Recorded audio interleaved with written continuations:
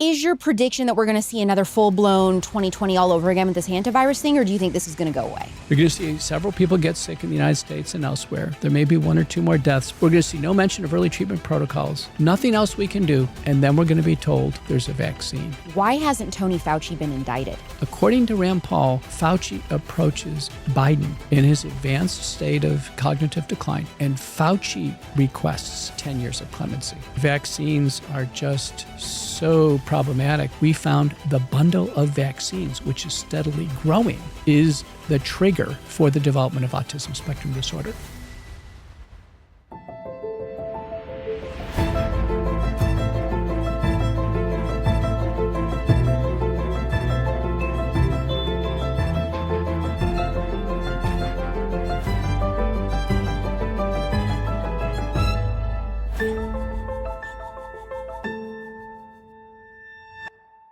Is hantavirus the next pandemic panic, or are Americans being primed for another scamdemic? And after everything we learned from COVID, the lockdowns, the mandates, the censorship, does the Department of Justice finally have enough evidence to indict Dr. Anthony Fauci for what critics say were lies told to the American people? In this episode, we also get into what should parents actually do about the childhood vaccine schedule? Should they follow it exactly as recommended? Should they space vaccines out or avoid vaccines altogether? Today's guest is one of the most controversial and heavily censored doctors in America. Dr. Peter McCullough is an internist, cardiologist, and epidemiologist with degrees from Baylor University, University of Texas Southwestern Medical School, University of Michigan, and Southern Methodist University. He's published more than 1,000 scientific papers with over 700 citations in the National Library of Medicine and became one of the most recognized medical voices during the COVID era for challenging the mainstream public health narrative. Since this episode discusses controversial opinions on vaccines that are contrary to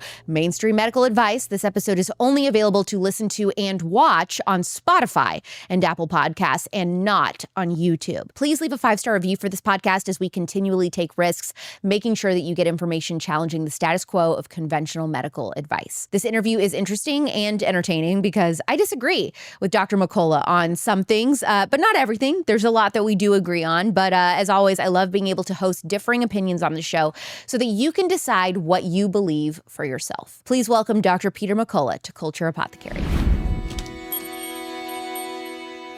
Should we be complying with the latest narratives on hantavirus? No.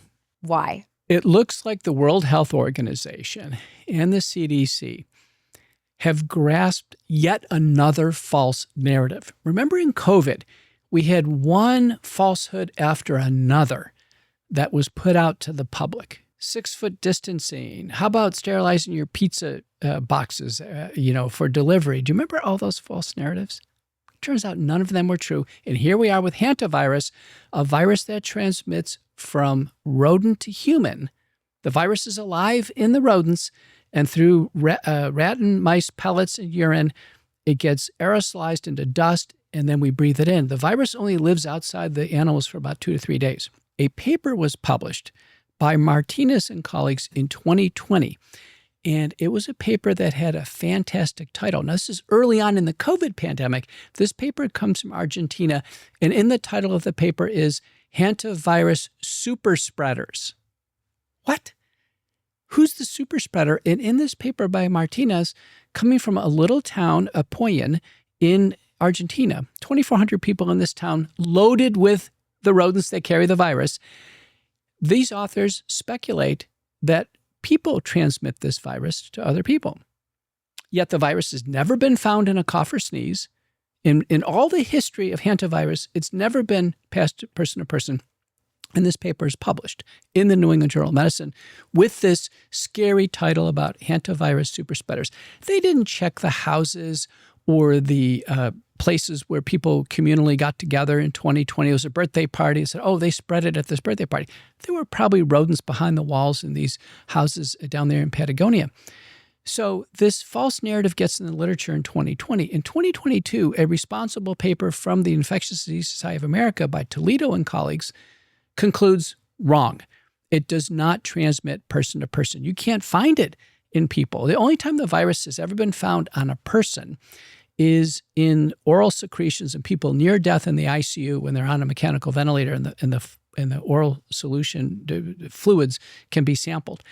It doesn't transmit from person to person. You can't even do a PCR test in the nose and mouth and find it. The PCR test that people are undergoing is blood. So here we go. This is the fact pattern for hantavirus. This is stunning. This ship, which has been largely in South America and around Antarctica for, a year and a half, the MV Hondius loads up in Argentina, 200 people roughly aboard, about 30 crew, and they take off. By April 11th, the first man is dead from hantavirus. Now, this is unbelievable. His body is on the ship. The dead body's on the ship, probably with these oral secretions welling up. If you've ever seen a dead body, and I have, when the human body dies, all of the secretions in the GI tract tend to well up in the mouth. In fact, you have to kind of empty it. So the dead body's on board from April 11th to April 24th. Ew. Now, it's taken off when they get to St. Helena. His wife, about that time, very ill. She dies shortly afterwards. At that point in time, the captain tells everybody, listen, something terrible's happened on board. A man died. Now a woman is very sick. And smartly, about 30 people get off the ship. I said, listen, we've had enough. Something's going on. They get off at St. Helena. Now, the people who get off the ship, a woman is hospitalized. She survives. A man is hospitalized and survives. A doctor from the United States, from Bend, Oregon, he gets off. He's going on CNN. He's back in Oregon. And the ship sails on. A man from Germany then gets sick. And this is now May 2nd. They're at Cape Verde. This is the archipelagos in the Atlantic. He dies on board. This is 2 deaths on board. He dies on board, and on May 2nd, one of the people who got off on the 24th, they've isolated the virus, is hantavirus Andes strain, the strain that purportedly could transmit from human to human, which I don't think is the case. The WHO gets involved. What they should have done is they should have right then and there evacuated the ship. They only had 150 people on at that time, and sterilize the ship. It takes about a week to sterilize it, get the rodents, all the droppings out. I mean, it's really a deep clean. It's a big deal. What does the WHO do? This is astounding. They essentially land 2 of their epidemiologists on board, and they lock down the ship. They lock people in their cabins and allow them to breathe the recirculated rat dust air. This is stunning. They don't even let them up on deck to get fresh air. You know, fresh air would be the solution to this, right? You don't want to be stuck in your cabin. They lock them down for another 8 days until they get to Tenerife and the Canary Islands. They get to the Canary Islands, and then Tedros Ghebreyesus comes. He has his official jacket on.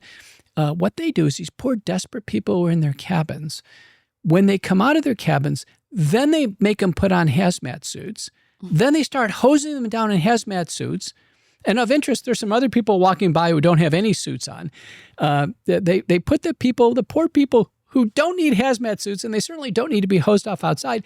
They take these people, and they should have given them like an outside shower with a HIPAA-cleansed shower. That would have been fine. They put them on a bus, and there's a picture of the bus driver. He doesn't have any hazmat suit on. Oh, my gosh. So the theater is unbelievable. Now, sadly, a French woman gets off, and she goes, I don't feel too good. They airlift her to Paris, and she's currently the person fighting for her life. She's on full ICU support, including ECMO, which is extracorporeal membrane oxidation. That's the highest level of support.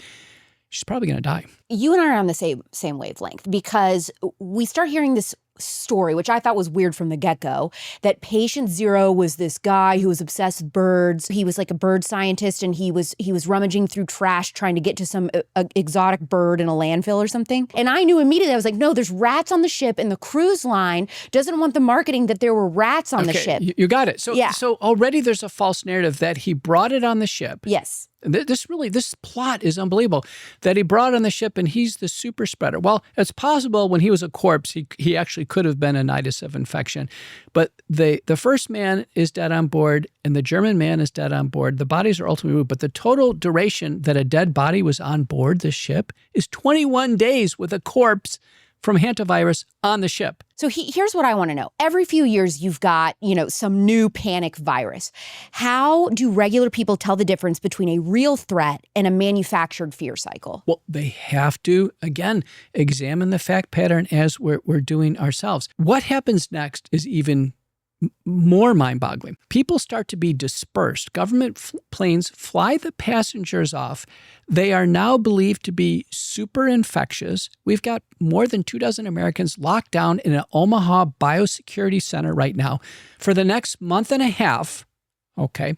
One patient who went to the Netherlands because, and again, this doesn't transmit person to person, who came in contact with some other healthcare workers that didn't have hazmat suits on.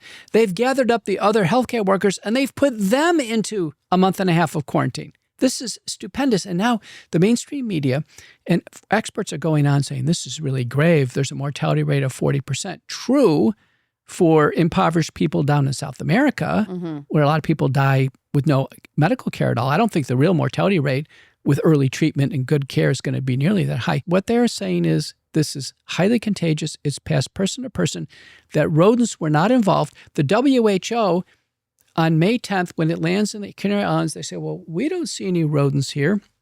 They don't do any inspections, no sampling of the dust, nothing. They take the 30 crew member and say, listen, you guys are good. Get on. You guys can get on. And then go ahead and sail to Rotterdam. They have a couple medical personnel on. They are acting like the passengers are radioactive contagious and the crew member are fine. This is crazy. And they've had the same exposures. Even if you believe that it passes person to person through the air, the people on the ship right now are just as at risk as the people in the Omaha Biosecurity Center. And yet the WHO is viewing them completely differently. The CDC is bought on. No one has mentioned that the current test, a PCR test, is done with blood. You can't even find it in the nose and mouth. And that they're doing blood tests. And, as PCR tests are, they're tend to be false positive. We've already had a couple of false positives through this entire endeavor. It's been fully sequenced. It's the natural virus. It hasn't mutated. All of these cases right now, they haven't found the virus in any secretions. It's only been found in the blood. The WHO almost certainly will do no search for the rodent source of the illness. They have constructed a false narrative that somebody tracked it in on their shoes from a garbage dump. Is your prediction that we're going to see another full-blown 2020 all over again with this hantavirus thing, or do you think this is going to go away? We are going to see several more cases. I predict some will come off the crew on the ship unless they've done enough chloroxine down to stop this. We're going to see several people get sick in the United States and elsewhere. There may be one or two more deaths, probably the woman in France.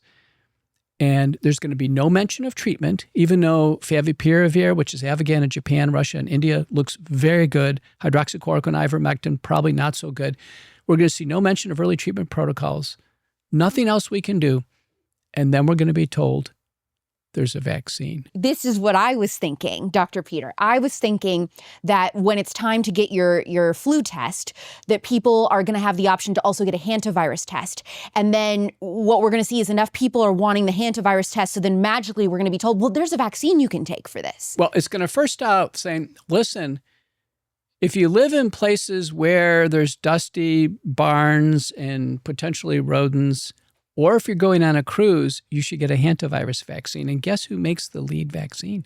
Moderna. Now, this story gets even more fantastic because today, the time we're filming, a British ship that has 1,700 passengers, a cruise ship, is locked down because there, a common cruise ship cause of diarrhea is called the norovirus. It used to be called the Norwalk virus. There's a Norwalk virus outbreak on the ship. And someone has died. An older man has died, probably of dehydration. But because there's a death, now there is all of this fear, and they've locked down the ship. So cruise goers beware, because Tedros Ghebreyesus in the WHO, when he landed in the Canary Islands, he said, this is a new test of our global power. I'm going to tell you something right now. You couldn't pay me to go on a cruise. First, we had the poop cruise. You know the poop cruise story? Okay. And then now you've got this hantavirus fiasco. No thanks. Well, listen, you can't make this up. Do you remember the Princess Cruise where people had COVID early on and they were locked on and they got more COVID? Do you remember that? No. Yes, there was a cruise boat. That was one of the earliest COVID outbreaks on a cruise boat, and they were locked in, so they passed it to each other. One of the men on the COVID Princess Cruise, He was one on the MV Hondius. Quarantine historically played a role. It's in our book, Vaccines, Mythology, Ideology, and Reality. When we had no other answer, let's say for yellow fever, it was the right thing to quarantine. And if people died on the ship, it was better for them to die on the ship as opposed to infect the whole town. That was, and quarantine comes from quantico. It basically means 45 days. But nowadays, with modern evacuation, sanitation, decontamination, and early treatment, I think quarantine of these ships, we've seen it with COVID and now hantavirus and now norovirus, I think it's going to lead to more harm. Why hasn't Tony Fauci been indicted? According to a personal conversation I had with Senator Rand Paul, who's probably the farthest on the investigation of this, and by the way, his book Deception is excellent. According to Rand Paul, Fauci approaches Biden in his advanced state of cognitive decline, and Fauci requests 10 years of clemency. It wasn't thought up by the Biden administration or the White House. Fauci requests. So why would a doctor who's head of the National Immunology, Allergy, and Infectious Disease branch of the NIH for decades and the lead coronavirus advisor, why would he ask for 10 years of clemency? That's the real question. What do you think that he knew? He must know that he's committed grave crimes. He must know. And does that mean President Biden would have signed off on this with AutoPen? Could have. But this idea of requesting clemency is very important. It means he believes he committed a crime. And do I believe he committed it? Yes. What crime do you believe Fauci committed? The first, and this came out in Senate hearings again today, CIA whistleblower came out, and there's been, the House Select Committee has reviewed this extensively, is Fauci was involved in the creation of the virus that got us sick, SARS-CoV-2. Did you get COVID? I did once, yeah. Me too. So you can thank him. Fauci was part of the creation of the virus. Fauci, Dr. Ralph Barrick at UNC Chapel Hill, who at the time of this shooting has just immediately retired. At the same day, the CIA whistleblower is testifying in the Senate. You can't make this up. Peter Daszak, who's now debarred from the NIH at the EcoHealth Alliance, and the bat lady in China, Xingling Li, they all conspired to create a virus that can get the whole world sick for the purposes of creating a vaccine that the whole world would have to take. So his first crime is fraudulent concealment. So as soon as this got out of the lab, he worked feverishly to cover this up for as long as he could. Fraudulent publications and the group of conspiring individuals is large. His understudy, David Morans, he's already been indicted. Okay, he was indicted by the DOJ. We have Jeremy Farrar, the Wellcome Trust. He's actually been promoted. He's the chief scientist of the WHO right now. Christian Anderson at Scripps, Edwin Holmes at Sydney. All of them were on papers that said, you know, even though this Institute of Virology is in Wuhan and it's working on deadly pathogens, this one came from somewhere we don't know, but it wasn't the lab. Peter Daszak was the courier. He carried the plans there from Ralph Barrick on how to create the virus. The papers that Ralph Barrick published, the first author is Menachery. And notice on this interview, I'm going to cite dozens of authors. No one will do this in the U.S. Senate or the House of Representatives. No one. I'm the only one who can do this. Menachery is the first author. Nature Medicine in December 2015, Proceedings of the National Academy of Sciences in January of 2016. These papers, in the title, says a SARS-like Wuhan Institute of Virology virus poised for human emergence. They said we're working on a coronavirus. It's a human coronavirus with a bat spike protein. We're working on this. We're able to get it to invade human respiratory epithelial cells and kill cells and kill the organism, and for the purposes of making a vaccine. And here's our rudimentary vaccine in the same paper. I'm at a point in my life where I fully turned on Airbnbs. You know what? I'm done. I don't want a 6-page checkout list and a massive, passive-aggressive note from a woman named Bryn telling me where to place the decorative hand towels before I leave. I want a hotel. I want crisp sheets. I want blackout curtains. I want room service. I want a person downstairs whose entire job is just solving my problems. That is civilization. And part of surviving travel without feeling like a haunted Victorian child is electrolytes. When I board the plane, the first thing I do is reach for Taylor Duke's Wellness Electrolytes, put it in my water bottle, shake it up, bada bing, bada boom. you. Taylor Duke's Wellness uses clean ingredients only, real fruit juice powder, organic coconut water powder, unrefined sea salt, no added sugar, no dyes, no fake natural flavors. They help with energy, headaches, cravings, brain fog, all the things that happen when your body is depleted and you're pretending one coffee can fix your life. What I love is they're for everyone. Electrolytes can be taken by adults, kids, pregnant moms, nursing moms, just simple, clean hydration. So if you're trying to reset this spring, whether it's after travel, spring break, workouts, or just life being chaotic, this is such an easy win. Go to TaylorDukesWellness.com, use code AlexClark for 10% off. That's TaylorDukesWellness.com, code AlexClark for 10% off. One of the biggest health lessons I've learned is that consistency beats complexity every single time. You do not need 100 wellness hacks. You need a few things that actually work and that you'll actually use. So for me, one of those non-negotiables is my Joovv red light therapy. I love using Joovv at night because it's become such an easy way to wind down and support recovery. Red and near infrared light are incredible for supporting your body at the cellular level. They can impact muscle recovery, joint pain, inflammation, skin, sleep quality, and overall resilience. After a long day, even 10 minutes in front of my Joovv feels like the reset for my body that I really needed. It's one of those things that helps me feel like I'm really supporting my body instead of just reacting when I feel run down. And what makes Joovv different is the quality. Their devices use clinically proven wavelengths, deliver a safe and effective dose of light, and they're true medical grade panels that are independently safety tested.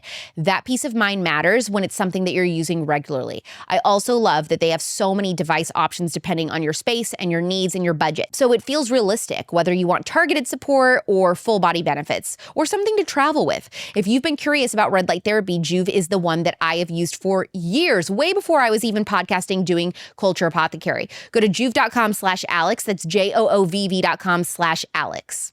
You ever notice how we all just agreed to microwave our brains and called it convenience? Like, yeah, sure, your phone can order sushi, track your ex, ruin your attention span in under 30 seconds, but it's also basically a tiny radio tower pressed directly against your skull. Totally normal, right? Not. And these AirPods, oh yeah, Bluetooth beaming signals straight into your head like you're trying to contact aliens. Even when you're not using Bluetooth, they're just searching. What are they searching for? A better life, a signal, God. EMFs are real. Your phone is like a dozen antennas in it. Not one, not two, a team. Now, I'm not saying go live in the woods and churn butter, but maybe, just maybe, we stop raw dogging wireless signals directly into our brain tissue. That's where Tech Wellness comes in with these EMF-free air tube headphones. This is all I use when I'm traveling. No radiation shooting up a wire into your head. Sound travels through air tubes. You still get your podcast or your work calls just without frying your nervous system like a McNugget. Because here's the truth, distance is your friend. So you want to put the phone over there, keep your brain over here. Revolutionary, I know. Use code ALEX for 15% off at AirTube Headphones at TechWellness.com. That's code ALEX for 15% off AirTube Headphones at TechWellness.com.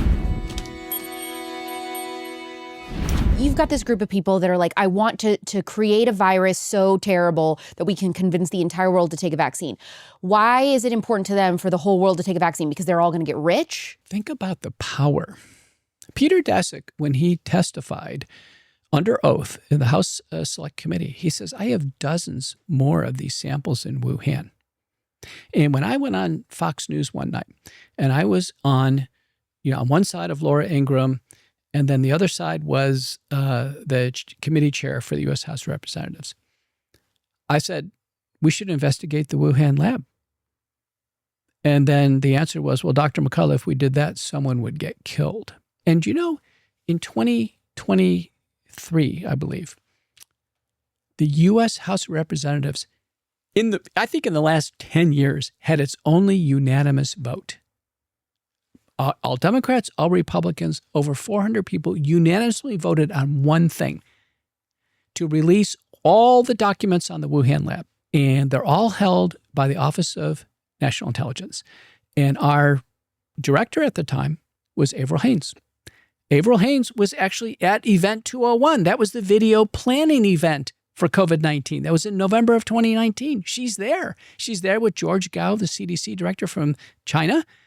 And their part of Event 201 is, coronavirus is coming out of a Chinese lab. How do we suppress this? So what does Avril Haines do? She goes, I'm not releasing the documents. And Josh Hawley in the Senate says, listen, you're overdue. We need to see the entire dossier. Nothing. We get some very, very light summary. Well, here's kind of summarizing the documents.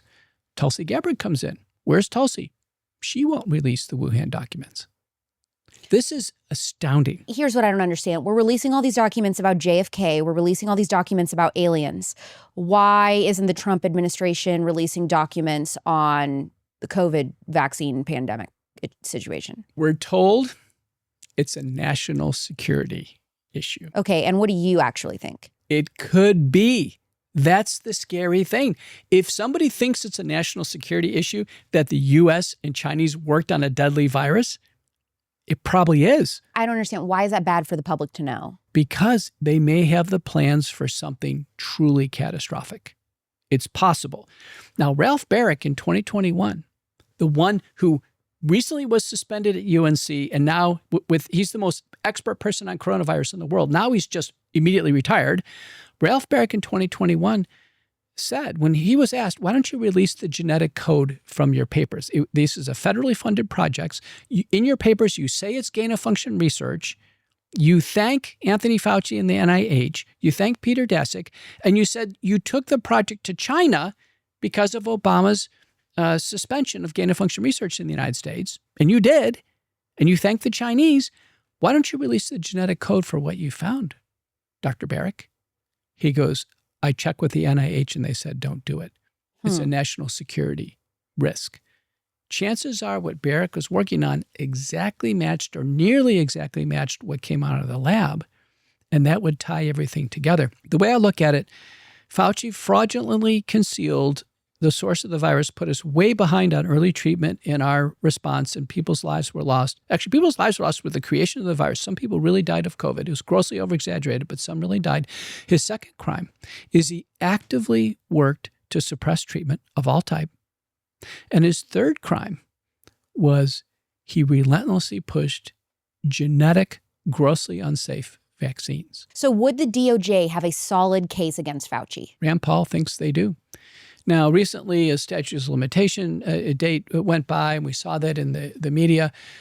And people have asked me, what do you think? Is Fauci free and clear? Well, listen, when attorney generals are going after Trump, they didn't seem to care about statutes of limitations at all. Right. Why would it suddenly matter for Fauci? I don't think it does. I think this 10-year pardon should be very carefully examined. And if I was running the show, this is what I would do. I said, listen, there's enough here. Special prosecutor. Let's assign a special prosecutor. I mean, come on. We assigned a special prosecutor for Russiagate? Yeah. Come on. Yeah. I mean, people's lives were lost here. And are you thinking that Dr. Fauci is just hoping that he's dead before anything comes out? He's hoping he can outlive this. Now, recall he's in his 80s now. He's at Georgetown. He's very highly on a lot of committees at the WHO. He's very well taken care of. And he's probably hoping he can skate out of this, and his boss, Francis Collins.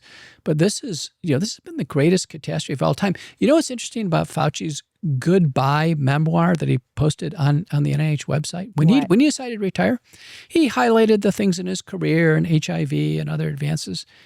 No mention of COVID.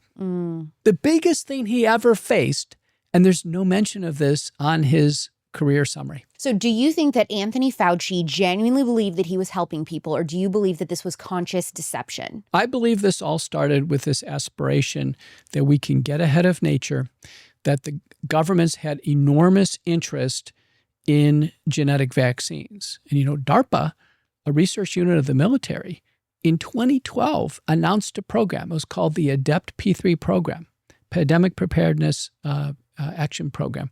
And it said, we will use messenger RNA genetic vaccines to end pandemics in 60 days. That's in 2012. Why would the military have an aspiration of ending pandemics? This is stunning. It's on the website. So when Trump came out in 2020 and said, well, we got a vaccine, somebody should have briefed him and said, listen, our military has been obviously working on this for a long time. Okay, speaking of the military, have you heard these rumors that Dr. Fauci suppressed information about vitamin D benefits to push vaccines to the military? I think globally he suppressed all forms of treatment. I'm the most published person on how to treat COVID-19 as an outpatient to reduce hospitalization death. McCullough protocol is copyrighted, the most widely used approach. I never got a single call from Fauci. I appeared on Fox News Primetime and other primetime news stations hundreds of times during the pandemic. They'd bring up Fauci and they'd bring up, well, Dr. McCullough, what's your view on this? And invariably, I have a different view. I can tell you from the very beginning, after probably thousands of media appearances. I never told people that masks were going to save them. I never told them that 6 foot distancing was going to save them. I never told them that we should lock down the schools. Never. I said, listen, it appears to me that everybody's going to get it. I was right. So if everybody's going to get it, it's useless to do contact tracing. It's useless to do lockdowns and social distancing because we're all going to get it. Mm-hmm. So if we're all going to get it, there's just 2 bad outcomes to avoid: hospitalization and death. So if we can devise a strategy to avoid hospitalization and death, and that is risk stratifying people, treating high-risk patients at home to prevent the serious illness, then we get through it. That was the only way. And do you know, Trump, Biden, and all the coronavirus task force, they could not outline the problem. The problem was people were getting sick with this virus, and there were 2 bad outcomes: hospitalization and death. We must do something before the hospital to prevent these bad outcomes. Which was what, in your opinion? The McCullough protocol was the answer. What is the McCullough protocol for those that don't know? Risk stratification. Young people like you, no severe symptoms, no treatments needed. End of story. That was the vast majority of people. High-risk people, people in senior homes, bad medical problems. The first thing they needed, fresh air. What do the nursing homes do? They close the windows. Yeah. So fresh air. Nasal sprays and gargles. Never mentioned by Anthony Fauci. There were dozens of studies. All of them worked. Saline, iodine, xylitol. They dramatically reduced the reinoculation of the virus. The virus was right here in the nose and mouth. So we advised nasal sprays and gargles. Then nutraceuticals and supplements. Every study of vitamin D was positive. It prevented the illness.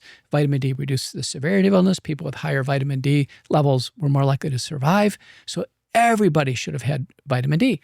And then there was positive data for zinc, for quercetin, vitamin C, even an over-the-counter antihistamine antacid drug, famotidine. Big University of Virginia studies show that. So we said, listen, all the over-the-counter stuff, for sure. Then the antivirals.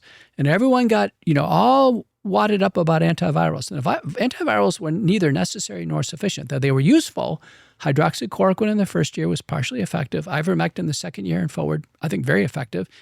Paxlovid, it came in 2022. I think it was modestly effective. And then molnupiravir was the Merck drug, modestly effective. I think the next layer was secondary antibiotics. And there were autopsy studies showing people are dying because if they get a virus long enough, then there's a bacterial bronchitis and they're not being treated. So antibiotics played a role and they weren't getting them. Then after that, corticosteroids. And in the hospital, Decadron was used, which was an odd choice for pulmonary situations. We typically use Medrol or methylprednisolone. And then very importantly, blood thinners. So people are dying of blood clots. So aspirin, low dose. And then high-risk elderly people, I put them on enoxaparin, which is basically injectable blood thinners. My dad got severe COVID. I put him on enoxaparin. That's what saved people's lives. So McCullough protocol was more extensive than what people were getting in the hospital. We were doing that at home. We added home oxygen. We showed that even people with low oxygen saturations, we could treat them at home.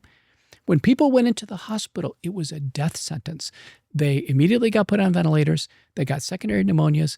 They couldn't advocate for themselves. Their families were locked out, and it was horrible. Would you like to see individual states start making it legal to sell ivermectin over the counter? Well, I think it's problematic. The FDA would have to basically convert at the federal level to say, listen, it's an over-the-counter drug. So you can't do it on the state level? No.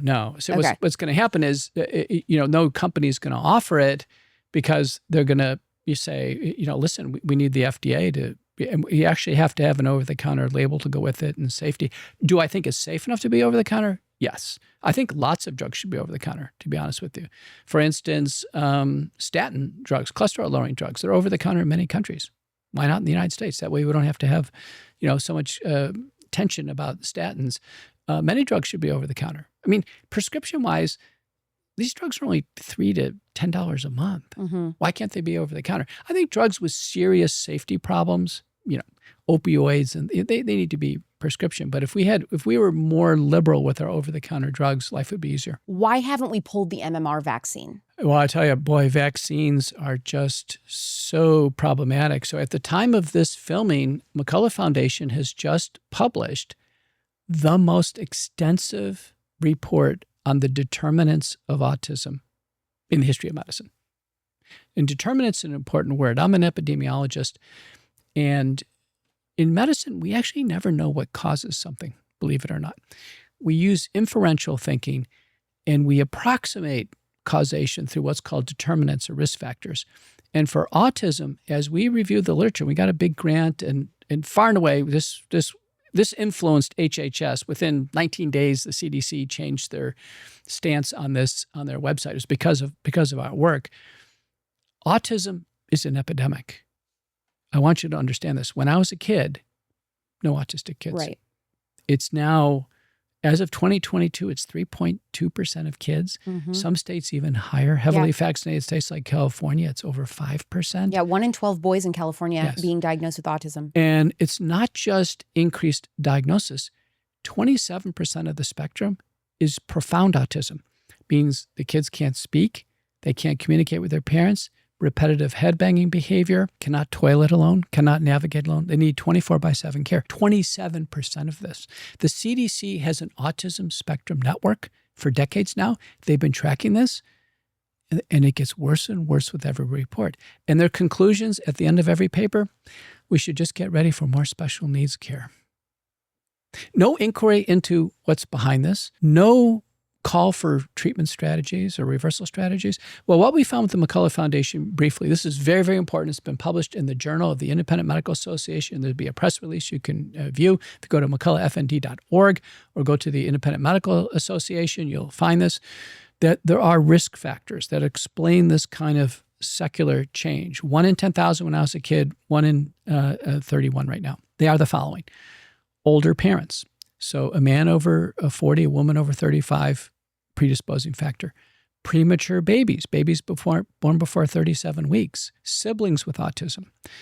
Common genetic variants. There are some genetic variants that are in 25 to 50% of the population that do lend a child to being more likely. Are you talking about the MTHFR gene? Yeah, sure. So Irish people like me, we have MTHFR, methylene tetrahydrofolic acid reductase. Have you ever met anybody who actually knows what that means? No. There you go. Sure, common genetic variants. Here's one that's important, environmental exposures. So the mother, it turns out that if the mother for 9 months takes a heavy kind of neuropsychiatric drug. So I'll give you an example, a psychiatric drug like Seroquel, quietamine, or takes a seizure drug like Keppra or Lamictal, or a heavy SNRI drug, serotonin norepinephrine reuptake inhibitor like Cymbalta, that can predispose. But these are just predisposing factors. By the way, not Tylenol. That's been ruled out. That's been completely ruled out. A woman who has a headache and takes a capsule of Tylenol, that is not a risk factor for autism. Is not. And we were greatly misled on the September 22nd, 2025 press conference when HHS came out with Trump and said, well, we're going to point the finger at Tylenol. So you disagree with Bobby Kennedy on the Tylenol stuff? Completely wrong. Completely wrong. You don't believe anything with it contributing to preventing glutathione and all of those types of things? No. This had been around for about 20 years, and there was concerns. So the Swedish conducted a nationwide 20-year study of 2 million deliveries.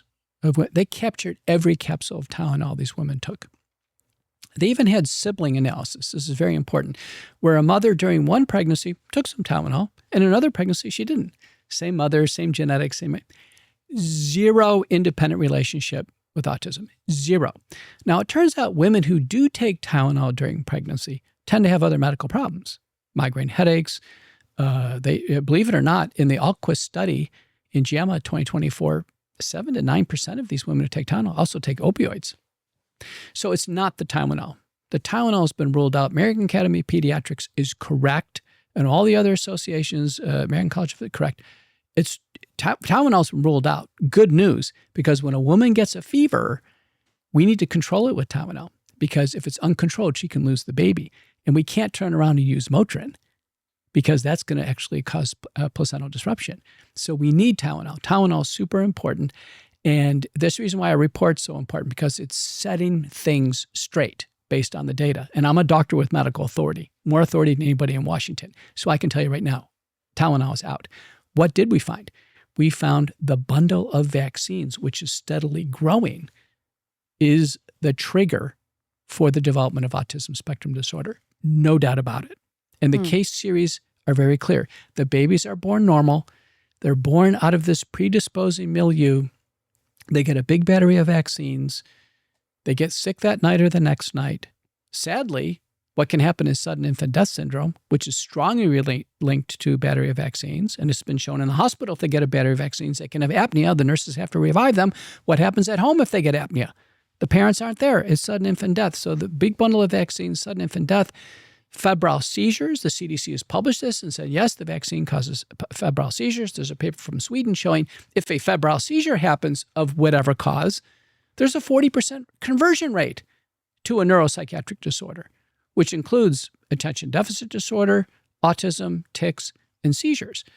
So to highlight this, and in our book, we have a whole chapter on this. Our book highlights the history of vaccines and how this happened. Jonathan Poling, who's a neurologist at Johns Hopkins, has his baby Hannah. She's perfectly normal, and this guy knows what normal is. She gets behind her vaccines. At 19 months, she takes a big bundle of vaccines, gets sick that night, and converts to an autistic child. He chronicles all this. He even does muscle biopsies. He shows that she has some alteration in mitochondrial metabolism, not a genetic problem, but probably a predisposing factor. He publishes the case report. And guess what? His daughter is in the U.S. Court of Claims of the thousands of parents who came forward with autistic kids to the vaccine compensation program. And you know what the U.S. Court of Claims did? This is astounding. It's in our book. They examine her case. They examine his case report.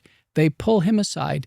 They said, you know what, we've got a settlement with you, a confidential settlement, which he accepted. He leaves Johns Hopkins. He goes to Athens, Georgia. We don't hear from him again. And then they take the rest of the cases and they say, dismissed. So I'm telling you, our U.S. Court of Claims agrees the vaccines cause autism. So vaccines are a risk factor. Is it possible for a child to not take vaccines and end up with autism? It's very rare, but it can happen. A severe strep throat, a febrile seizure, sure. That's the reason why fever control is very important. There can be siblings with autism, no vaccine exposure, and have it happen. But vaccines appear to be a trigger. 20 vaccines have in their package insert encephalitis or brain inflammation as a side effect. Right. Well, brain inflammation, when it occurs, can result in seizures or chronic neuropsychiatric changes. And by the way, when we had rubella infections, before we had the rubella vaccine, some of the children with congenital rubella syndrome, they had autistic features. So believe it or not, these vaccines, measles, mumps, rubella, they're live attenuated vaccines. You actually get a dose of the virus, but it's weakened.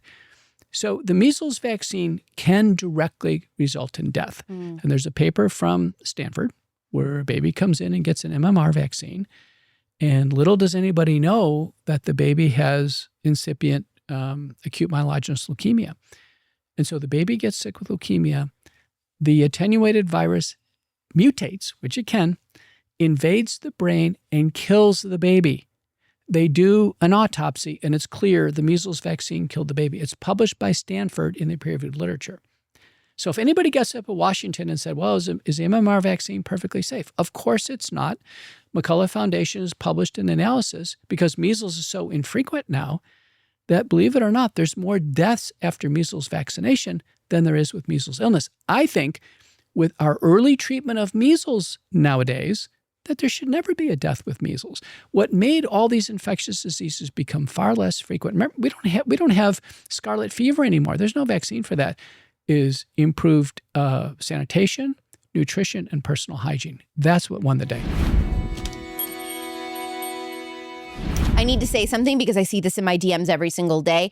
Alex, I want to get my health together, but I just don't know where to start. Or I'll do it later when I have more money. I've heard every version of this and I get it. The system is confusing on purpose. You go to a doctor, they check like 5 things. They tell you you're fine, they send you home. Meanwhile, you're still feeling exhausted, inflamed, just off. So then you do nothing. You wait and waiting becomes your health plan. This is why I'm really excited about what Jevity just did. They launched a completely free tier, not a trial free. You go to gojevity.com, upload blood work that you already have from any lab, and they give you a personalized longevity blueprint that analyzes over 90 biomarkers and actually shows you what's going on. When I saw my blueprint, I didn't just want to know. I saw all that info and I wanted to fix it. And if that's you, after finding out about what's going on with you, you can do the Gevity Plus membership. You get an actual functional clinician who walks through your results and builds a plan around you. Not a template. They build you a plan, and they don't stop at just testing. You get access to supplements, peptides, hormone optimization, nutrition help, real protocols based on your labs. They test over 90 biomarkers, retest every 6 months, adjust your plan, and you have a care team you can actually message. Go to gojevity.com, use code ALEX. Again, go to gojevity.com, use code ALEX.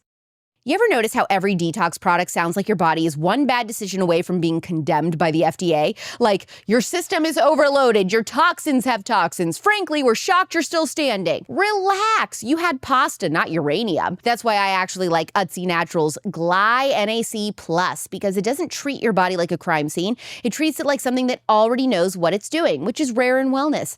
Everyone's talking about glutathione right now, and yeah, it matters. It's one of your body's main antioxidants, huge for detox. But when you're taking glutathione directly, it's expensive and it's not always absorbed super well. So if you do Gly NAC Plus, that gives you the building blocks, glycine and NAC, so your body can make its own glutathione like it was designed to. So this isn't some drink this and disappear for 48 hours detox tea. This is actually support for your body's natural detox systems. It's like your body's the chef.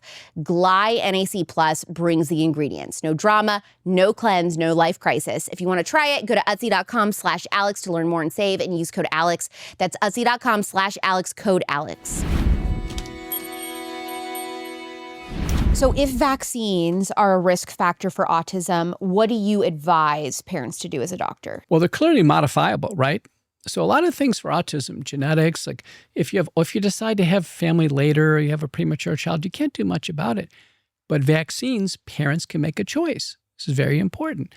So we found 12 studies, and it's in the McCullough Foundation report published today in the Journal of the Independent Medical Association, that a healthy child born today remains healthier if they take no vaccines whatsoever, at least for the early part of life. And we cite multiple studies here. That means actually lesser rates of allergic diseases like asthma, allergic dermatitis, food allergies, and then lower rates of the neuropsychiatric disorders, ADHD, autism, tics, and seizures. Every study shows this in the modern day. So, Mennonites and Amish, they don't take vaccines.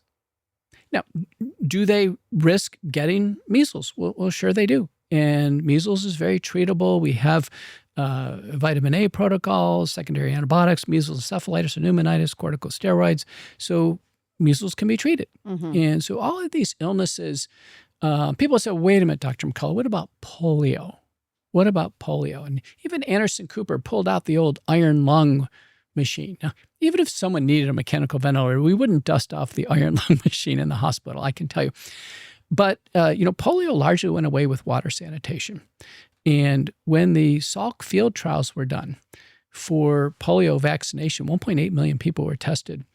Do you know that the polio vaccine was only 60 to 70% effective? Yeah, polio was on its way out when we introduced the vaccine. Correct. And polio hasn't been in the Western Hemisphere, not natural polio, for a couple of decades now. So I don't think we've ever encountered it. There was a challenge, by the way, 1979 in Sarajevo, where polio got into the community. And guess what? The vaccine failed. It didn't protect people. I think what's interesting is your generation in particular loves the polio vaccine. Like, even the president, he is very critical about the childhood vaccine schedule. He has a lot of concerns about the MMR vaccine. He's spoken in depth about this, but he always comes back to, but the polio vaccine was a miracle. Like, we needed that polio vaccine. It's viewed that way, but I have to tell you, even Mitch McConnell, did you hear Mitch McConnell's story? It's in our book. Mitch McConnell says, if there was a polio vaccine, I wouldn't be crippled on one side. We researched his hometown. In the time that he would have gotten polio as a little kid, guess what? No reported cases. What does that tell us? People imagined various neurologic problems were in fact polio. Various dystocias, transverse myelitis, other forms of encephalitides. So a very important University of Michigan study was done. of 1,200 kids in the hospital with polio, when they finally had diagnostic tests to sort it out, it turns out only a quarter of them really had polio. So it was grossly overdiagnosed. The point I'm making, though, at the height of the polio outbreak in the United States, it never was an epidemic, mid-1950s, the number of kids paralyzed or died with polio is far smaller than the number of kids with profound autism today. There is a risk to everything. There is a risk to getting measles. There is a risk to taking the vaccine, right? And so as a parent, you have to decide what risks you're comfortable with. For me, and I don't have kids yet, but when I do have kids, I'm choosing not to vaccinate. And that is because for me, I am more comfortable with the risk of, okay, my kid is hospitalized for a couple days with measles symptoms than potentially becoming nonverbal, flinging poop. For the next 50 years. Exactly. Yes. Exactly. So to me, that's more of a risk that I'm comfortable with. And maybe you're a parent that says, nope, I'd rather take the autism chance. And that is your right as a parent. There you go. The problem is that when you go to your conventional pediatrician and you say, can you tell me all of the ingredients in this vaccine? Can you tell me what happens to my child when we're doing, multiple of these vaccines at once? They can't answer that question. So then I'm like, next, I'm going to find a doctor that can answer it, or my kid is not getting this. Well, there you go. But the problem is that whatever the Advisory Committee for Immunization Practices, ACIP, which is a commissioned committee by the CDC and HHS, whatever they decide as the schedule gets written into state law. And so in some states, once it's written to law, children must receive these to go to school. And in several states, there's almost no way to get out of it. California, New York, Connecticut. Yeah, this is what I would like to see this administration work on, is taking away this mandatory rule that you have to be vaccinated to attend school. There should be no mandates. The Association of American Physicians and Surgeons, which I'm a member, in the year 2000 saw this coming, and they passed a resolution. There should be no mandates for any vaccine or medicine. None. Complete freedom of choice. Yeah. They saw this over 25 years ago. Give them credit. Where we are today, I live in Texas, we have medical, religious, and philosophical exemptions now for public schools. So that means a parent goes to the website, downloads a form, fills it out, and say, philosophically, I don't want my kids vaccinated. Go to a notary, get it notarized, put it on file. No vaccines needed for that child. What's the problem? Parochial schools. So you want to go to a private school? No, sorry, we can require the vaccines. When you get to the level of professional schools, paramedics, police, doctors, nurses, now there's very little wiggle room. And so vaccines become more and more, in a sense, a burden and a risk that people must face. I would say, if I was a young parent today and I had a perfectly healthy child, in no unusual circumstances, I would go unvaccinated, at least to age 4.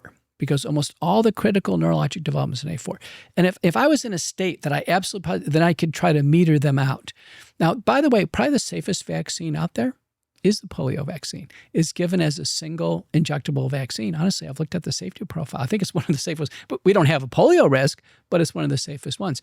But vaccines are far safer if they're given later in life and if they're metered out.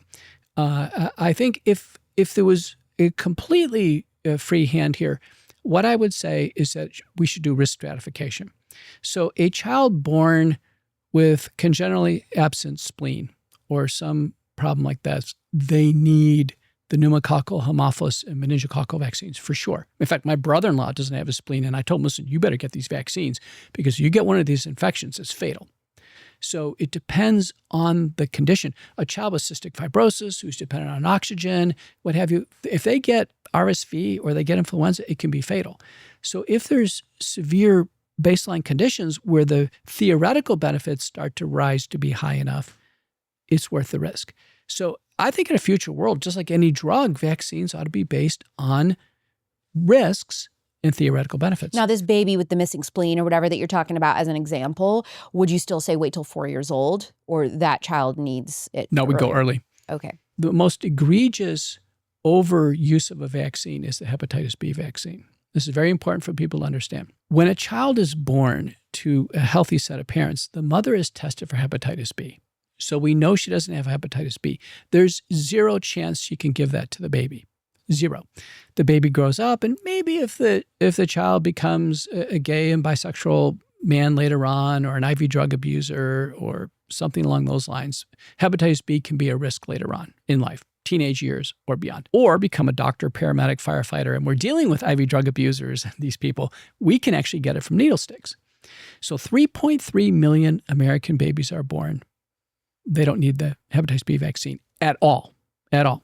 However, 20,000 babies are born to mothers who have hepatitis B. Now, the majority of these are immigrants who come from outside the United States. The mother has to be treated with an antiviral and the hepatitis B vaccine, and the baby has to be treated with a hepatitis B immunoglobulin and the vaccine on the first day of life. That's 20,000. And that's very effective. That's 90% reduction in transmitting the infection to the baby. So if we applied vaccines like drugs intelligently, they would be used infrequently but appropriately. But this idea that everybody has to take this, and so the ACIP committee under Robert F. Kennedy said, listen, let's drop the hepatitis B vaccine, let's relook at things. They started to make some very minimal progress, and then the American Academy of Pediatrics, American College of Physicians, and a whole, like a dozen or more class of plaintiffs, and you'd be interested, you know who else is in that class? You'd be stunned. The autism advocacy networks are in a plaintiff class to overturn ACIP. And essentially a liberal judge came in and said, you know what, take it right back to the beginning. It's full steam, hepatitis B for everybody, full vaccine schedule for everybody. Yeah, so the Trump admin tried to do this. Bobby Kennedy has tried to do this, but then they got blocked in the court. So we're back to square one. So this updated childhood vaccine schedule that we got, it isn't actually being implemented yet. Like, you can't see it on the CDC website, correct? No, it's gone. It was implemented for a month or two. Now it's reversed. And so this is what President Trump wants us to take it to, like a court in Alabama or something, so that somebody will let it happen. Trump came in and just said, listen, look at Denmark. Right. Look at Denmark. They have better control over infectious diseases than we do. I've been to Denmark. It looks kind of like the United States. And he said, trim it down. And, we don't have to have every child get all these vaccines. And just to reduce the burden probably would help. Now, the big ticket ones that I think are most concerning are measles, mumps, and rubella. You asked about this, and diphtheria, tetanus, and pertussis. Why? Because they're mandatory combinations. They can't be given separately. And when those got loaded up, and there's a paper by D. Long and colleagues that started to look at this, when they got loaded up together, boy, the autism rates skyrocketed. Yeah, so the president feels extremely strongly about MMR being grouped together. He doesn't like that. He is so passionate about that. Well, I'm with him on that. He wants to see it separated. I know that for a fact. Let's talk about the Trump admin and some different moves that they've made. Okay, so how do you feel about the Surgeon General nominee, Dr. Nicole Sapir, or Sapphire? I don't know how you pronounce her last name. Well, she's in my group at Fox. I'm a frequent contributor on Fox, so people, see me on. Nicole is a radiologist who is limited in her scope of practice to mammograms. I mean, that's pretty narrow. She also has kind of a controversial take on mammograms. A lot of people are changing their minds on that. Well, you ask me, Surgeon General, can a Surgeon General be a surgeon? Yes. But most commonly, the Surgeon General is a very knowledgeable medical doctor who can offer an independent opinion and who has leadership experience over large numbers of doctors, typically because they're going to lead the public health service. So she kind of doesn't fit that. Well, I will say this. She agrees with you on your Tylenol stance. She definitely disagrees on vaccines and COVID. She loves the COVID vaccine. I know, but what I'm saying is just her background's not a good fit. Totally. Do you see? Yeah. I mean, so a good fit would be someone who's well-respected by the public health service, hundreds of publications, broad medical knowledge, good communicator. No, Nicole's a good communicator, but, everybody, listen, Macri, myself, Bhattacharya, Scott Atlas, Nicole, everybody who's in the media group, we're good communicators, right? We're doing fine communicating. So that's not a problem. I think the Surgeon General ought to be somebody who really ought to have that national stature among other physicians. Let's say a really good Surgeon General is Luther Terry, 1964. He saw what was going on with smoking. And believe me, all the doctors were smoking. The nurses were smoking. Everyone was smoking. They're smoking it in the clinic. They're smoking it in the operating room. And what does he do? he puts together the Surgeon General report on smoking, calls all the smoking doctors to Washington and said, listen, I got bad news. Smoking is bad for you. He had this alternative opinion, which really challenged the status quo. Look what Sierra Coop did. Sierra Coop said, listen, this is horrible. We got kids paralyzed. We've got all kinds of horrible things going on. We do not have child safety protection measures in place. Let's get after it and do things to protect kids in auto accidents. Let's have pediatric ICUs. Let's have advanced trauma life systems. Surgeons Generals can do great things. The question on the table is, do we have, in this time where we need a thorough safety review of what's happened with the COVID pandemic, the COVID vaccines, commentary on these emerging infectious diseases, giant issues with the childhood vaccine schedule. 57% of children have a chronic disease now.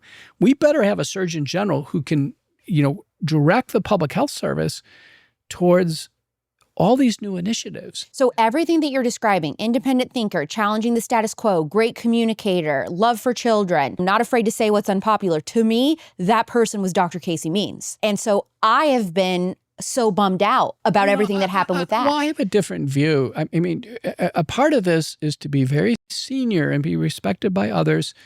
That means easily 20, 30 years into your career and hundreds of peer-reviewed publications where someone can say, listen, here are my bona fide contributions to the field. You can't take someone like Means, who just, wasn't even out of her residency. It just isn't going to, again, respect by others and having a track record of leading thousands of other physicians. And there are plenty of people out there, by the way, with those credentials. The Trump administration just ought to, I think, honestly, find better choices. Thoughts on the recent resignation of Dr. Marty Makary from the FDA? Well, I think he's an example of another bad fit. So, he was the first surgeon. He's not a medical doctor. He's a surgeon assigned to this role as FDA commissioner. He has no experience with drugs or development, no major scientific contributions, no experience in regulation, drug regulation. And he's going to go in and no leadership experience, directing thousands of others. It just was a bad fit. And these agencies, listen, I've testified at the FDA panels. I've been on major NIH committees. It can take months to even get a meeting. And when you have these huge agencies and you have somebody who people believe is not a good fit in that role, they're probably not even responding. Okay, I totally disagree with you on Marty, and I'll tell you why. I think what's interesting about Marty's resignation is, and the New York Times reported on this morning as we're recording this, is you have this stronghold, which I've been dealing with this a lot with the pesticide companies and big ag and big chemical. I still believe there is a stronghold of these corporations making moves. And what the New York Times reported is that President Trump was golfing with a bunch of people from big tobacco, and they were like, why isn't the FDA approving these, flavorful, colorful vapes or whatever? Oh, good grief. And they were very angry about that. Big tobacco, these big corporations, they have a lot of pull with this admin. And I think President Trump called up Marty, called up Bobby, and was like, what's going on here? Why are we not approving these flavored vapes? I think that Marty and several others at the FDA, I think there was another resignation this morning from the FDA. There were people, or from HHS, there were several people that just felt like, I don't feel comfortable approving this because this is going to appeal to children. And again, these are big corporations who are coming in and they're lobbying and controlling decisions that are being made. And I think that people I think Marty was probably tired of it. I can't speak for Marty. This is my opinion, by the way. I just think it was a bad fit. There was no important new FDA guidance under his direction, no major new drug approvals or advances. Didn't we speed up the approval process for getting drugs approved to like 2 months? There's actually been no bona fide progress in a year and a half. I would say this, that for these positions, the key is to be a very strong doctor who has medical authority. So in that scenario that you just outlined, a strong medical doctor would tell Trump and all of the influencers, say, no, this isn't happening, and here's the reason why, and we're moving on, period. And you stay in office and you go to work the next day. You have to be that strong. And if we don't have strong leaders in Washington and they feel like they're going to be fired, or they don't feel like they feel too weak, they're going to resign, It takes a doctor of medical authority. Now, if you had a doctor in FDA said, listen, I've been a doctor for 40 years. I've led thousands of people. There's only fresh air should come in the lungs, not colored vapes. Okay? Period. I'm laying down the law. This is not the president's call. This is the FDA commissioner's call. You have to be that strong. I don't see strength in leadership in Washington. I really don't. Yeah, but don't you think that's why he resigned? I mean, maybe that's it. Let's say he did. Let's say he defied the president. I mean, the president's just going to fire you. You have to be strong enough to say, listen, go ahead and try. This isn't a dictatorship. You go ahead and try. This is a medical issue. You have to be that strong. Remember when people thought Beanie Babies were going to pay for college? People were out here hoarding plush frogs in airtight bins like they were blue chip assets. Entire suburban basements looked like low-level hostage situations for stuffed animals. And then one day, everyone woke up and realized, oh, this is just fabric filled with pellets. That's kind of how I feel about a lot of the food fear we've all been sold. For years, we've been told meat is bad and fat is evil. And then when you actually look into it and you realize, no, real food is not the problem. The problem is how badly most of our food system is broken. This is why I love Wild Pastures. You guys are like, Alex, where do you get your meat? I get it from Wild Pastures. They're delivering 100% grass-fed and finished beef, truly pasture-raised chicken and pasture-raised pork, all sourced from American regenerative family farms. They're using those regenerative farming practices that are top tier, the best of the best. Their animals are rotationally grazed. They're never pumped with antibiotics or hormones, and raised the way that food is supposed to be raised, which means better quality, better taste, and food you can actually feel good about eating. Cows are allowed to be cows. Pigs are allowed to be pigs. Alex is allowed to be a worm. And they've got a deal for you, Wild Pastures Plus. This makes it easy, 20% off for life, free shipping for life, and a bonus $15. And you can choose your delivery schedule. This is crazy. You're saving money, getting better meat than what's sitting under fluorescent lights at the grocery store. Go to wildpastures.com, check out Wild Pastures Plus, regenerative meat you will love that is in budget. I saw a story about how somebody got charged $600 for a single Band-Aid at a hospital. A Band-Aid. At that point, just let me bleed out. Financially, I think it's the more responsible choice. And this is the system that we're trusting with our entire health, where you're like, hey, I need care. And they're like, amazing, that's $47,000 unless the moon is in retrograde and your doctor was pre-approved by a wizard. It's freaking nuts. People are waking up to this, okay? You're realizing, wait, I don't actually want to fight an insurance company while dealing with a health issue. Because here's the truth. When you pay cash for care, prices can drop 50, even up to 95%. So yeah, tell your husband that. The small stuff becomes way more manageable. Okay, fine, Alex, I'm fine with paying cash for like little things. But what about the big stuff? What if I get in a car accident? Well, big insurance promises to be there, but in reality, 1 of every 5 claims gets denied, and hundreds of thousands of families still end up in medical bankruptcy, even with insurance. So this is why I recommend Crowd Health for those big, big issues, okay? I talked to Andy, the founder, because I was like, well, how do we get out of this system? And the answer is actually simple.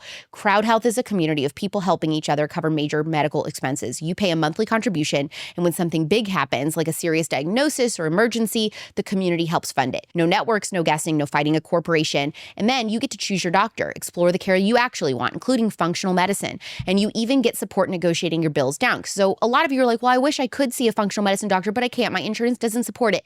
Why are you paying for this insurance? You've got to use Crowd Health. It makes sense. You have the power to take control of your health. Join Crowd Health to get started today for $99 for your first 3 months using code CULTURE at joincrowdhealth.com. That's joincrowdhealth.com, code CULTURE. Crowd Health is not insurance. Opt out. Take your power back. This is how we win. What did you want to say about the pesticides? Well, I've been following you, and I'm not an expert in this, but I wanted to tell you that, I had a chance to give a Chautauqua lecture, which is probably one of the most greatest honors of my life. The Roosevelts had lectured there. This is in Western New York. And I discussed 3 great times of controversy to open people's minds up to historically what's gone on. And it fits into your interest of activism and potential environmental threats. 1860 to 1920, and I called that section the first great cocaine epidemic. Virtually every drug that was used, every drug provided by Merck and Sanofi and Bristol-Myers Squibb were cocaine derivatives. Cocaine was in Coca-Cola, soft drinks. It was in Chianti wine. The entire country got hooked on cocaine. If you were to open up New England Journal of Medicine or JAMA, it was all self-experimentation, doctors and nurses experimenting with cocaine. And if you were to have a medical problem, chances are your doctor would give you a derivative of cocaine.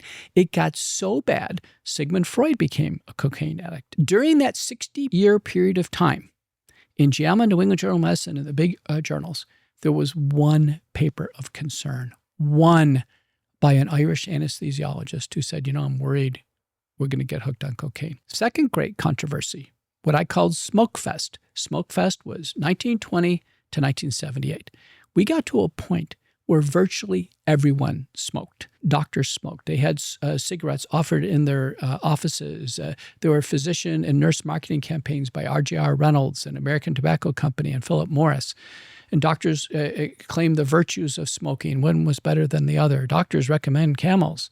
This kept going and going and going and going. And DeBakey and Ushner in 1939 published a paper, 79 cases, they were taking out lung cancers. And they concluded, listen, this is probably from people smoking. The smoking is kind of grayish black. The tumors look black as we take them out. And nobody paid attention. Then Sir Austin Bradford Hill and Richard Dahl in the UK said, listen, this is bad. Smoking is causing lung problems. They do a cross-sectional study. They go to the Medical Research Council in the UK. No, you can't be right on this. There's no way smoking is bad for you. Smoking is safe. Go do some more research. Does this sound familiar? Mm-hmm. So they go do the British physicians' smoking study. They come back in 1954 and say, listen, doctors themselves are dying of cigarettes. This keeps going and going and going. I'd mentioned Luther Terry steps in, said, listen, this has got to stop. They still don't listen. Doctors and nurses don't listen. The public doesn't listen. And it wasn't until 1978 when the American Medical Association has its very first pamphlet comes out saying the harms of smoking. And we didn't get to 1990s before the tobacco settlement. To this day, cigarettes are still on the market. Right.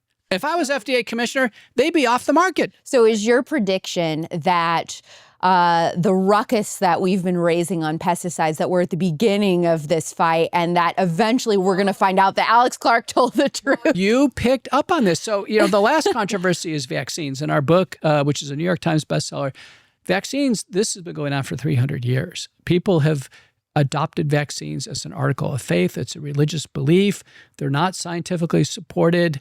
To the extent that people, have the zeal for them. Our research suggests they are contributing to harm in the population, just like cocaine did and just like smoking did. There's harm here. There's now chronic harm, and it's really leveraged at the children. And that brings this issue about environmental exposures.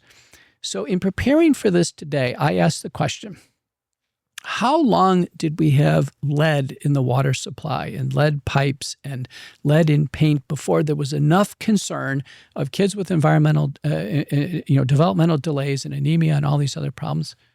Well over 100 years. What about asbestos? Well over 100 years. So let's take modern herbicide glyphosate. I mean, it becomes widely used around 1996 or so. So we've had about 25 years, maybe 35 years of this. This stuff, several separate agencies have indicated it's a carcinogen. Yeah. It's measurable in almost all of us. If we were to do a urine test, if you and I were to do a urine test. Oh, I did one. And I have a lot of levels of glyphosate, and I'm somebody that eats organic and all of that, which tells you, I mean, there to a certain extent, you cannot get away from this. There you go. Yeah. Okay, so you got it. It's so compelling. There is a settlement. The Bayer-Monsanto settlement, $7.9 million, is going to be focused on non-Hodgkin's lymphoma. The final decision, I think, is July 9th. If tomorrow, on a dime, we decided, you know what, we're going to get glyphosate out of the food and water supply. We're going to stop making this stuff. It would be the most rapid correction of any of these great controversies I've mentioned. If it happened, it would be like a miracle. Even the petroleum-based food dyes. If tomorrow there were none of these, it would be the most rapid correction of something by which there's no good in these food dyes. There's no good for human health in glyphosate. My point is, when it comes to health and nutrition and water, things don't happen quickly. But in other areas, it does. Do you know how quick airport security changed after the shoe bomber? Oh, I know, right? Yeah. Right? So a single shoe bomber changes policy. Or how about this? Do you know when Obama said, listen, I want the auto industry to improve gas mileage, to improve the efficiency of cars? Do you know in a couple of years, they on a dime, they did it? So why is it so slow when it comes to these things? I don't know. It's like, why did it take so long? Yeah. We still don't have cigarettes off the shelves. I mean, think about this. Yeah. Why does it take so long when it's something injurious like this? When things are harmful and they're in the area of foods and medicine and other parts of the environment, there's not a quick turn. I would say rapid would be 20 years. We can't rapidly determine something is on the wrong course and correct action. I mean, we have to be paying attention to those anecdotal stories, what's happening in your own family, with your own body, with your own kids, and then making those informed decisions. You can't always wait on the government to say, hey, glyphosate isn't safe. Hey, this COVID vaccine, may cause harm, because they might be so far behind on announcing those things, right? So this really, it boils down to, you are your own best advocate for your health. You need to protect yourself and not rely on anybody else, and protect your family and be informed and make those decisions to the best of your ability. I think that's a very good summary. I would say that, judgment, especially parents, you really appeal to young parents. So parents' judgment always supersedes everything else. This is throughout time. The judgment that parents apply should be absolutely paramount in what happens to that child. There shouldn't be an exterior force to say, no, this should happen to your child against your will. Yeah. The other thing is, it looks like when someone is healthy, it looks like less is more. If you're healthy, less is more, right? That applies to vaccines. And generally, it applies to medications. Less, when you're healthy, less is more. Remember, doctors don't make you well.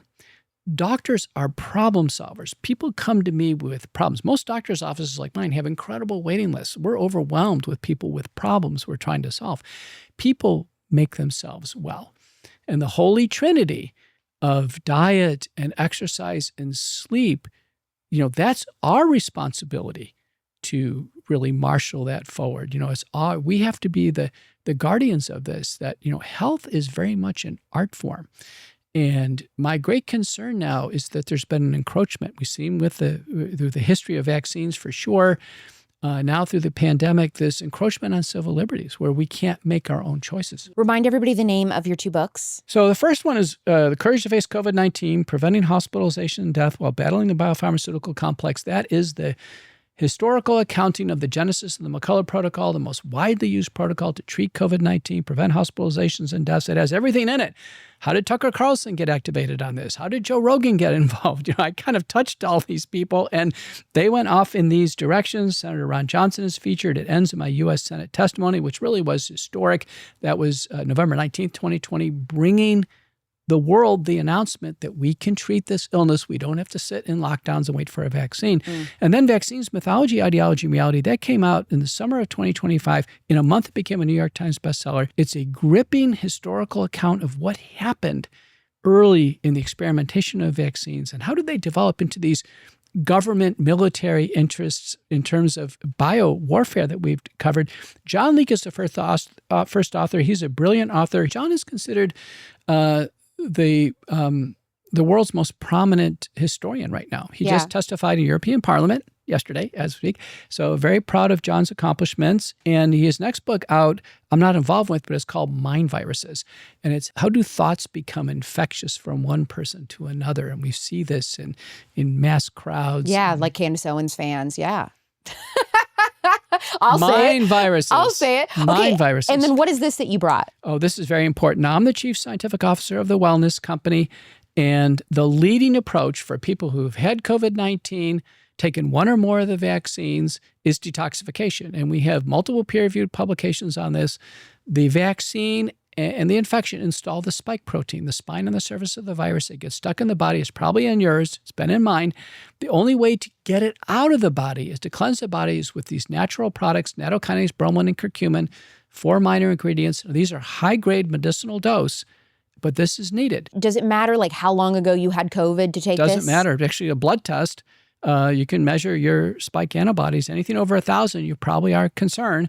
You can go to LabCorp, Labs on Demand, infectious disease antibody, click on this, pay $69, go in yourself, don't even need a doctor, get your own test. If you're over 1,000, ultimate spike detox from the wellness company, follow the label, it's probably needed for a year. I've never had a cardiac arrest or a new blood clot or a disaster on the detoxification program. But boy, have I seen so many where people say, Doc, I just didn't know. If you could offer one remedy to heal a sick culture, and that could be physically, emotionally, or spiritually, what would that remedy be? I would say the remedy is to understand that we have a higher power, that we do have the ultimate stewardship over our body. Our body is our temple.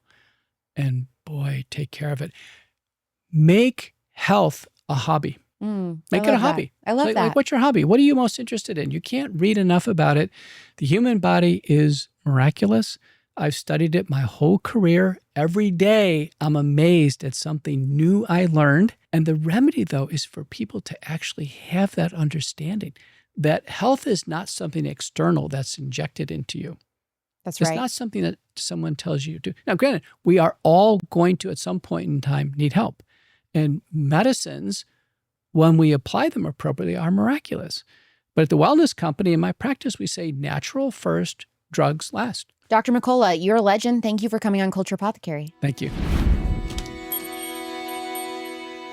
Whether you agree with Dr. McCullough or think this entire conversation is dangerous, one thing is undeniable. Millions of Americans no longer blindly trust the medical system the way they once did. And honestly, after the last 6 years, can you blame them? The questions around vaccines, chronic illness, censorship, pharmaceutical influence, and who profits from fear are not going away, no matter how badly certain institutions want them to.